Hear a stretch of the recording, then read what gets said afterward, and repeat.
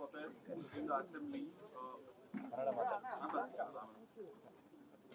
ಈಗ ಹಿಂದೂ ರಾಷ್ಟ್ರ ನಿರ್ಮಾಣ ಆದ್ರೆ ಶೋಷಣೆ ತಂದಂತಾಗುತ್ತೆ ಅಂತ ಯತೀಂದ್ರ ಅವರು ನಿನ್ನೆ ಬೀದರ್ನಲ್ಲಿ ಮಾತಾಡುವಾಗ ಹೇಳಿದ್ರು. ಅಂದ್ರೆ ಮನುವಾದಿಗಳು ಮತ್ತೆ ಕೋಮುವಾದಿಗಳ ಮನುವಾದಿಗಳು ಇರಬಾರ್ದು ಅಂದ್ಬಿಟ್ಟು ಇವಾಗಿಂದಲ್ಲ, ಮುಂಚೆಯಿಂದನೂ ಇದೆ ಅಲ್ಲ. ಡಾಕ್ಟರ್ ಬಾಬಾ ಸಾಹೇಬ್ ಅಂಬೇಡ್ಕರ್ ಅವರು ಹಿಂದೂ ರಾಜ್ಯ ಸ್ಥಾಪನೆ ಆದರೆ ಏನೇನು ಅವಾಂತರ ಆಗುತ್ತೆ ಅಂತ ಬರೆದಿಟ್ಟು ಹೋಗಿದ್ದಾರೆ. ಅದು ಓದಕ್ಕೆ ಹೇಳಿ BJP ಅವರಿಗೆ. ಸುಮ್ಮನೆ ಬಾಬಾ ಸಾಹೇಬ್ ಅಂಬೇಡ್ಕರ್ ಅವ್ರ ಹೆಸರು ಹೇಳೋದಲ್ಲ. ಅವರು ಈ ಜಾತಿ ವ್ಯವಸ್ಥೆಯಿಂದ ಎಷ್ಟು ಆಘಾತ ಆಗುತ್ತೆ ರಾಷ್ಟ್ರಕ್ಕೆ ಅಂದ್ಬಿಟ್ಟು ಬಹಳ ಸ್ಪಷ್ಟವಾಗಿ ಕಾನ್ಸ್ಟಿಟ್ಯೂಂಟ್ ಅಸೆಂಬ್ಲಿನಲ್ಲೂ ಹೇಳಿದ್ದಾರೆ, ಅವರ ಪುಸ್ತಕಗಳಲ್ಲೂ ಕೂಡ ಬರೆದಿದ್ದಾರೆ. ಅದೆಲ್ಲನೂ BJPಯವರು ಓದಲ್ಲ, ಬರೀ ಮನುಸ್ಮೃತಿ ಓದ್ತಾರೆ. ಅದಕ್ಕೆ ಅವರಿಗೆ ಅದು ಚೆನ್ನಾಗಿ ಅನಿಸುತ್ತೆ. ಅನೈಲೇಷನ್ ಆಫ್ ಕಾಸ್ಟ್ ಓದಿ, ಬಾಬಾ ಸಾಹೇಬ್ ಅಂಬೇಡ್ಕರ್ ಅವರು ರಿಡಲ್ಸ್ ಆಫ್ ಹಿಂದೂಯಿಸಮ್ ಓದಿ, ಎಲ್ಲನೂ ಬರೆದಿದೆ. ನೋಡಿ, ಹಿಂದೂಯಿಸಮು ಅಥವಾ ಸನಾತನ ಧರ್ಮ ಸಾವಿರಾರು ವರ್ಷದಿಂದ ಉಳ್ಕೊಂಡು ಬಂದಿದೆ. ಈ ಸಾವರ್ಕರ್ ಅವರು ಹಿಂದುತ್ವವನ್ನು ಹುಟ್ಟಿಸಿದ್ದು. There was no concept of Hindutva even 100 years back. Hinduism ಇತ್ತು, ಸನಾತನ ಧರ್ಮ ಇದೆ. ಇವರೇನೋ 3000 ವರ್ಷದ ಇತಿಹಾಸದ ಧರ್ಮವನ್ನು ಇವ್ರು ಕಾಪಾಡೋಕ್ಕೆ ಇವಾಗ 100 ವರ್ಷದ ಸಂಘಟನೆಗಳು ಹೊರಟಿವೆ ಅಷ್ಟೇ. ಜಾತಿ ವ್ಯವಸ್ಥೆ ಇರಬಾರ್ದು ಅಂದ್ಬಿಟ್ಟೆ ತಾನೇ ಇವತ್ತು ಬಾಬಾ ಸಾಹೇಬ್ ಅಂಬೇಡ್ಕರ್ ಇರ್ಬೋದು, ನಮ್ಮ ನಾರಾಯಣ ಗುರು ಅವರು ಇರ್ಬೋದು, ಬಸವಣ್ಣನವ್ರು ಇರ್ಬೋದು, ನಿಮ್ಮ ಸಿಖ್ ಗುರುಗಳಿರ್ಬೋದು, ಇವೆಲ್ಲ ಜೈನ್ ಗುರುಗಳಿರ್ಬೋದು, ಇವೆಲ್ಲ ಈ ಬೇರೆ ಬೇರೆ ಧರ್ಮಗಳಿಗೆ ಯಾಕೆ ಹುಟ್ಟಿದ್ದು? ಯಾಕಂದರೆ ಇರುವಂಥ ವ್ಯವಸ್ಥೆನಲ್ಲಿ ಸಾಮಾಜಿಕ ನ್ಯಾಯ, ಸ್ವಾಭಿಮಾನದ ಬದುಕು ಸಿಗ್ತಾ ಇರಲಿಲ್ಲ ಅಂತ ತಾನೆ. ಸಂವಿಧಾನದಲ್ಲಿ ಏನಿದೆ? ಈಕ್ವಾಲಿಟಿ, ಸಾಮಾಜಿಕ, ಆರ್ಥಿಕ ಹಾಗೂ ಒಂದು ಸ್ವಾಭಿಮಾನದ ಬದುಕು ಕೊಡುವಂಥದ್ದು ಸಂವಿಧಾನದಲ್ಲಿದೆ. ಆ ಆಶಯಗಳನ್ನು ನಾವು ಸ್ಥಾಪನೆ ಮಾಡಬೇಕು ಅಂತ ಎಲ್ಲರದು ಆಶಯ ಅದೇ. ಬುದ್ಧನೂ ಅದೇ ಹೇಳಿದ್ದು, ಬಾಬಾ ಸಾಹೇಬರು ಅದೇ ಹೇಳಿದ್ದು, ಬಸವಣ್ಣನವರು ಅದೇ ಹೇಳಿದ್ದು. ಸರ್, ನಾಗೇಂದ್ರ ಅವರಿಗೆ ಸಚಿವ ಸ್ಥಾನ ಕೊಟ್ಟಿರೋದಕ್ಕೆ ಬಿಜೆಪಿ ವಿರೋಧ ಮಾಡ್ತಿದೆ. ಸದನ ಒಂದು ಕೆಲಸ ಮಾಡಕ್ಕೆ ಹೇಳಿ ಸರ್, ಅಶೋಕ್ ಅವರಿಗೆ, ವಿಜೇಂದ್ರ ಅವರಿಗೆ ಒಂದು ಪಟ್ಟಿ ಕೊಡಕ್ಕೆ ಹೇಳಿ, ಯಾರು ಮಾಡಬೇಕು ಅಂತ. ಅವ್ರಿಗೆ ಕೇಳಿ ಮಾಡ್ಬೇಕಾ ನಾವು? ಅವರಿಗೆ ಕೊಟ್ಬಿಡಿ, ಅವರೇ ಒಂದು ಪಟ್ಟಿ ಮಾಡಿ, ಕ್ಯಾಬಿನೆಟ್ ಯಾರು ಆಗಬೇಕು, ಕೌನ್ಸಿಲ್ ಮೆಂಬರ್ ಯಾರು, ಚೇರ್ಮನ್ ಯಾರು ಆಗಬೇಕು, ನಮ್ಮದು CLP ಫ್ಲೋರ್ ಲೀಡರ್ ಯಾರು ಆಗಬೇಕು, ನಮ್ಮ ಪದಾಧಿಕಾರಿಗಳು ಯಾರು ಆಗಬೇಕು, ಅವರೇ ಕೊಟ್ಬಿಡ್ಲಿ. ಸರ್, ಅದು ಇನ್ನು ಕೇಸ್ ನಡೀತಾ ಇದೆ, ಇನ್ನು ನಿರ್ದೋಷಿ ಅಂತ ಆಗಿಲ್ಲ. ಆಯ್ತಪ್ಪ, ಕೋರ್ಟಿಗೆ ಹೋಗ್ಲಿ. ಹೈಕಮಾಂಡ್ ಹೆಸರೆಲ್ಲ ಹೇಳ್ಬಿಡ್ತಾರೆ, ಬೈಕ್ ಕೊಟ್ಟಿದ್ದಾರೆ ಹೈಕಮಾಂಡ್ ಅಂತ. ನೋಡಿ, I am not answerable to BJP. It is the prerogative of the party, prerogative of the CM. ಈಗ ವಿಜೇಂದ್ರ ಹಟಾವ್ BJP ಬಚಾವ್ ಆಂದೋಲನ ಅವರೇ ಮಾಡ್ತಾ ಇರೋದಲ್ಲ. ಪಾಪ ಒಂದು ಶಾಸಕರನ್ನೇ ಬಲಿ ತಗೊಂಡ್ರಲ್ಲ ನೀವು. ಎಷ್ಟು ಜನ ಡೆಲ್ಲಿಗೆ ದಂಡಯಾತ್ರೆ ಮಾಡಿದ್ರು ವಿಜೇಂದ್ರ ಅವ್ರಿಗೆ ತೆಗಿಲಿಕ್ಕೆ?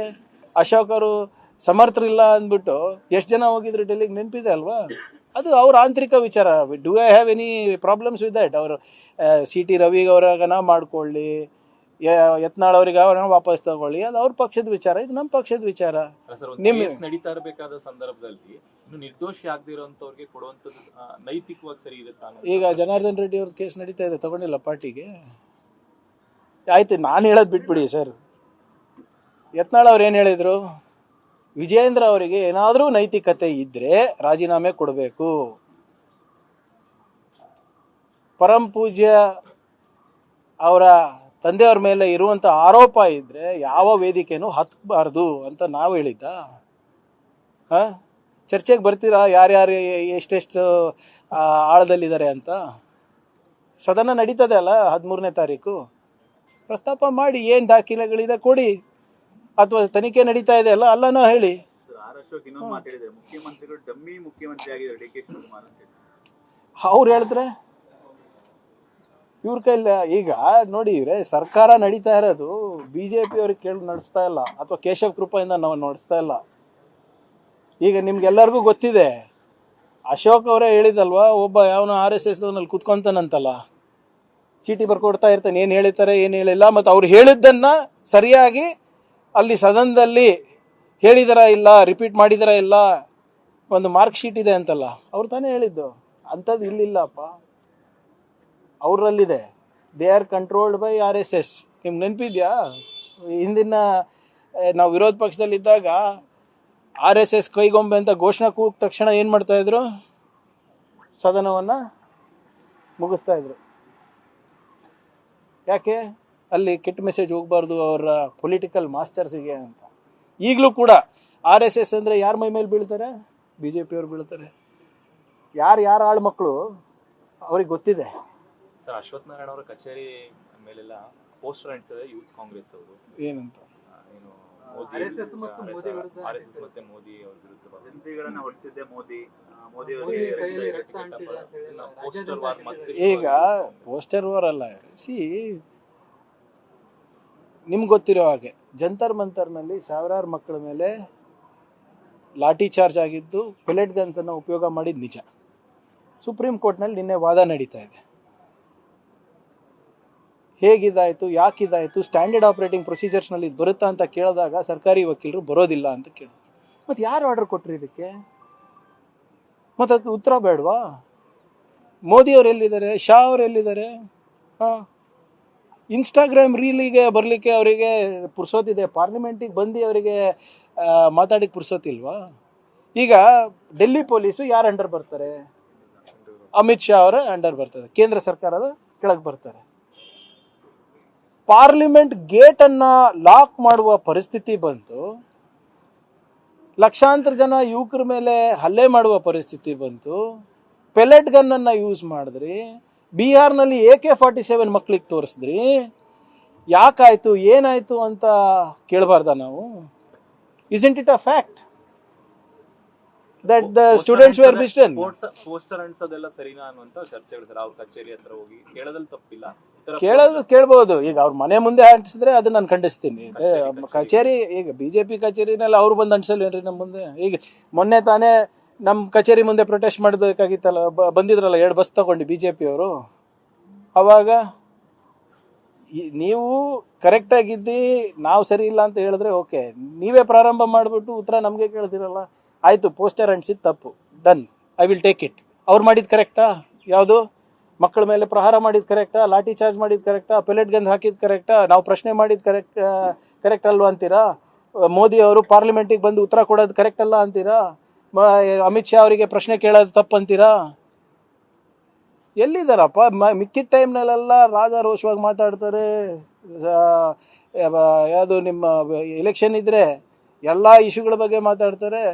ಆದರೆ ಮಕ್ಕಳ ಭವಿಷ್ಯ ಬಂದಾಗ ಯಾಕೆ ಇವರು ತುಟಿಗಳನ್ನು ಹೊಲ್ಕೊಂಡಿದ್ದಾರೆ? ಇವರು ಖಾತೆ ಹಂಚಿಕೆ ಇನ್ನೂ ಆಗದೇ ಇರೋದ್ರ ಹಿನ್ನೆಲೆ ಸರ್, ಈಗ 48 ತಾಸು ಇದೆಯಲ್ಲ, ಹೈಕಮಾಂಡ್ ಖಾತೆ ತಲುಪಿಲ್ವಾ ಅಂತ ಪ್ರಶ್ನೆ ಮಾಡ್ತಾರೆ. ನೋಡಿ, ನಾನು ಈಗ ಅಶೋಕ್, ನೀವು ಯಾಕೆ ಅಷ್ಟು ಇಂಪಾರ್ಟೆನ್ಸ್ ಕೊಡ್ತಾ ಇದ್ದೀರಾ BJP ಅವರಿಗೆ? ವಿಪಕ್ಷ ನಾಯಕ ಇಲ್ಲ, ವಿಪಕ್ಷ ನಾಯಕರು ಹೇಳಿ ಕರೆಕ್ಟ್ ಆಗಿ, ನೋಡಪ್ಪ ಹಿಂಗೆ ನಮ್ಮ ಹತ್ರ ಪ್ರೂಫ್ ಇದೆ, ಈಗ ಮಾತಾಡಿದ್ರೆ ಓಕೆ. ಬಾಯಿ ಚಪ್ಪಳಕ್ಕೆ ಮಾತಾಡೋಕ್ಕೆಲ್ಲ ನಾವು ರಿಯಾಕ್ಷನ್ ಮಾಡಿದ್ರೆ ಆಯ್ತು. ಈಗ ನಾನು ಹೇಳೋದು ಬಿಟ್ಬಿಡಿ. ಮತ್ತೊಮ್ಮೆ ನಿಮ್ಗೆ ನೆನಪಿದೆಯಾ, ಯಡಿಯೂರಪ್ಪ ಅವರು ವೇದಿಕೆಯಲ್ಲಿದ್ದಾಗ ಒಬ್ಬ ಹಿರಿಯ BJP ನಾಯಕರು ಇವ್ರಿಗೇನು ಗೊತ್ತು, ನಾವು ಕಪ್ಪ ಕೊಟ್ಕೊಂಡು ಬಂದಿದ್ದೀವಿ ಅಂತ ಹೇಳಿದ ನಿಮ್ಮ ಮೈಕ್ಗಳ ಕ್ಯಾಪ್ಚರ್ ಮಾಡಿದೆ ಅಲ್ವಾ? ನಿಮ್ಮ ವಿಡಿಯೋ ದೃಶ್ಯಾವಳಿನಲ್ಲೇ ಬಂತಲ್ಲ. ಅಲ್ಲಿ ಕಲ್ಚರ್ ಇರೋದು ಸರ್. ಒಬ್ಬ KSRTC ಬಸ್ ಕಂಡಕ್ಟರ್ ಹತ್ರ ಎಷ್ಟೊಂದು ಆಸ್ತಿ ಇದೆ ಅಂತಲ್ಲ, ಹೇಗೆ ಬಂತು ಅಂತ ಯತ್ನಾಳ್ ಅವ್ರು ಹೇಳ್ತಾರೆ ಕೇಳಿ.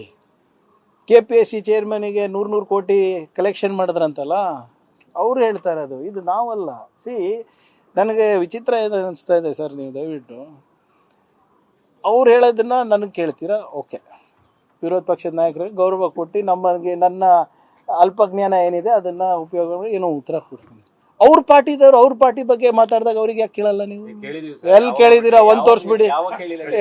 ನಂದು ನೀವು ತೋರಿಸ್ಬಿಡಿ ನನಗೆ ಒಂದ್ಸರಿ. ನೀವು ಯಾವ್ದೇ ಕೇಳಿದಿರೋ ವಿಡಿಯೋ ಬೈಟ್ ಕಳಿಸಿ, ನನ್ಗೆ ಕಳ್ಸ್ಕೊಡಿ. ನೀವೆಲ್ಲ 1 2 3 4 5 6 7 8 9 ಇವಾಗ ಇವರಿಲ್ಲ ಈಗ ಮೇನ್ ಸ್ಟ್ರೀಮ್ ನಲ್ಲಿ. ಎಲ್ಲರಿಗೂ ಕಳಿಸ್ಕೊಡಿ. ಜೊತೆಗೆ ತಿಮ್ಮಾಪುರ ಅವರು ಮತ್ತೆ ನಂಜಯ್ಯ ಮಠ ಅವರು ಮಾತಾಡೋ ವೈರಲ್ ಆಗಿದೆ. ಈಗ ನಂಜಯ್ಯ ಮಠ ಅವರು ಮತ್ತೆ RB ತಿಮ್ಮಾಪುರ ಅವರು ಬಹಳ ಸ್ಪಷ್ಟವಾಗಿ ಹೇಳಿದ್ದಾರೆ. ಈಗ ಆಡಿಯೋ ಇವ್ರ ಹತ್ರ ಇದೆ ಅಲ್ವಾ, ನಾರಾಯಣ ಸ್ವಾಮಿ ಚೆಲುವಾದಿಯವರು ಹತ್ರನೇ ಇದೆ ಅಲ್ವಾ? ನಾನೇ ಹೋಮ್ ಮಿನಿಸ್ಟರ್, ಕೊಡಿ ನನ್ನ ಕಂಪ್ಲೇಂಟು, ಫೋರೆನ್ಸಿಕ್ ರಿಪೋರ್ಟು ತರಿಸ್ತೀನಿ, ನಿಮ್ಗೆ ಎಲ್ಲಿಂದ ಬಂತಂತ ನೀವು ಹೇಳಿ, ಅವ್ರು ಮಾತಾಡಿದಾರಾ ಇಲ್ಲ ಅಂತ ನಾನು ಹೇಳ್ತೀನಿ. ಒಂದು ಕಂಪ್ಲೇಂಟ್ ಕೊಡಿ. ಸುಮ್ಮನೆ ಈಗೆಲ್ಲನೂ ಇದು ಯಾವುದೋ ಒಂದು ಆಡಿಯೋ ಸಿಕ್ಕಿದೆ ಅಂದ್ಬಿಟ್ಟು ಅವ್ರು ಹೇಳೋದು, ಅದಕ್ಕೆ ನಾವು ರಿಯಾಕ್ಟ್ ಮಾಡೋದು. ಈಗ Narayana Swamiji Chalavadi is my best friend, ಹೌದಾ?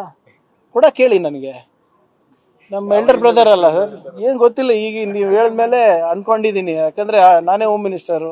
ಅವ್ರು ಹೇಳಿದ್ದನ್ನು ನಾನು ಗಂಭೀರವಾಗಿ ತೊಗೊಬೇಕು. ಅವ್ರು ಕೊಡಲಿ ನನಗೆ, ಅವ್ರ ಕಂಪ್ಲೇಂಟ್ ಕೊಡಲಿ, ಇಂಥದ್ದು ಒಂದು ಬಂದಿದೆ, ಇದನ್ನು ಫೊರೆನ್ಸಿಕ್ ಆಡಿಟ್ ಮಾಡಿಸಿ ಇದು ಸತ್ಯಾಂಶ ಏನಿದೆ ಅಂತ ನೀವು ನನಗೆ ಹೇಳಿದ್ರೆ ಅದನ್ನು ನಾವು ಅಸೆಂಬ್ಲಿಗೆ ಪ್ರೆಸೆಂಟ್ ಮಾಡ್ತೀನಿ. ಅದೇನಿದೆ, will investigate. Minister has said that caste system is only because of Hindu religion. Hindu Rashtra is going to nothing bigger than crime than Hindu Rashtra is what Ambedkar said. See, I would strongly urge BJP people to study the writings of Baba Saheb Ambedkar, where he's very clearly said the dangers and the perils of having a Hindu Rashtra. While the BJP wants to celebrate Dr. Baba Saheb Ambedkar, they don't want to heed his advice on such issues. Let them read Annihilation of Caste, written by Dr. Baba Saheb Ambedkar. Let them read Riddles of Hinduism, written by Baba Saheb Ambedkar. And more importantly, this has nothing to, Hindutva has nothing to do with the ancient traditions of Sanatan Dharma. That is a 3,000-year-old culture. That's a way of life. That's a religion by itself. Hindutva is a concept floated by Mr. Savarkar. That has nothing to do with anybody. A religion that is survived 3,000 years does not require a 100-year-old unregistered organization for its growth. All of you are Hindus only, no? You all come in that same system. RSS was there before this. When your grandfather was there, when your great-grandfather was there, RSS was there. See, this RSS is the one that is sowing communal seeds, that is creating discontentment among people. Please listen to the last speech of Dr. Baba Saheb Ambedkar in the Constituent Assembly. He asks the question, who are anti-nationals?